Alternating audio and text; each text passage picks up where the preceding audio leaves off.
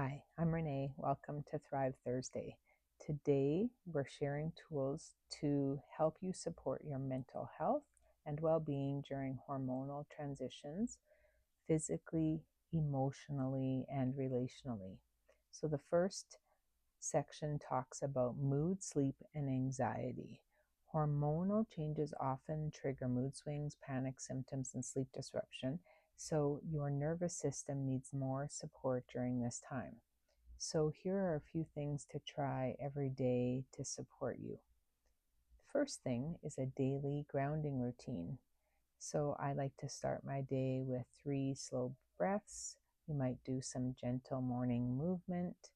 Sleep hygiene is really important, so make sure you have blackout curtains, magnesium glycinate, and a little wind down routine each night that helps your body get the message that it's time for sleep.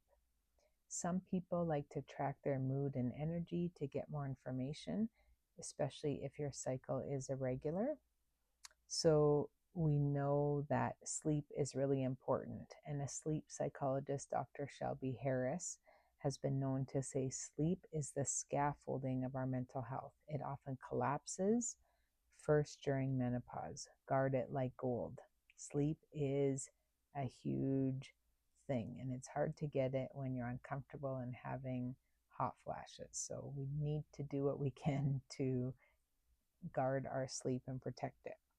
The next segment, we're going to talk about emotional loads and identity shifts. So, this stage often coincides with so many other roles that we have: parenting, career pressure, or maybe caregiving for parents or other family members.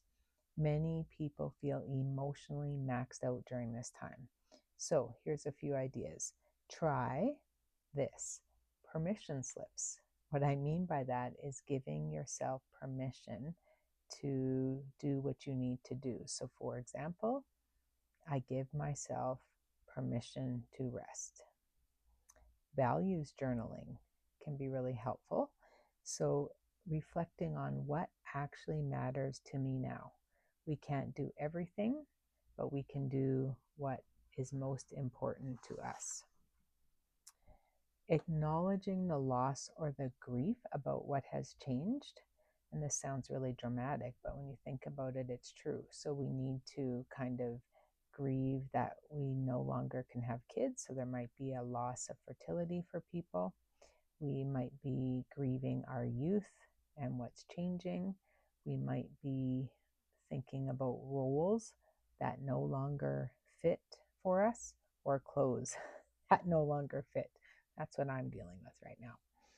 And segment 3, we're going to look at boundaries and energy preservation. So you don't have unlimited bandwidth.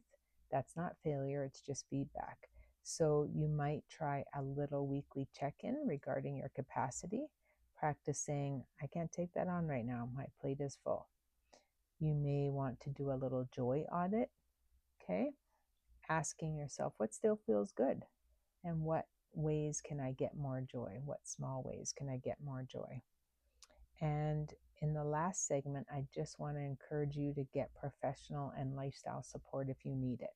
So you may need therapy to support you during this transition. You may want to consider a therapist who is trained in CBT, maybe trauma-informed therapy or ACT. And some people consider medication, so you can explore your options with your physician or a menopause specialist. Some people find SSRIs or hormone replacement therapy really helpful to reduce symptoms. You may want to increase your movement, so gentle exercise can help stabilize your mood and your energy. So aiming for joy-based movement, like a walk with your dog, not punishing yourself by going to the gym and doing 86 minutes of cardio. You may want to support yourself with more nutrition, like taking omega-3s or more fiber, more protein, more hydration. So fueling your brain and body is really helpful. So as we come to a close, I just want to remind you, you're allowed to evolve, you're allowed to change, you're allowed to take up space, and you're having a tough time with this maybe, and that's okay. So we know that the mid-life portion we're in can be a time to reevaluate and move towards what matters most. The more we support our mental health during this chapter, the more whole we feel.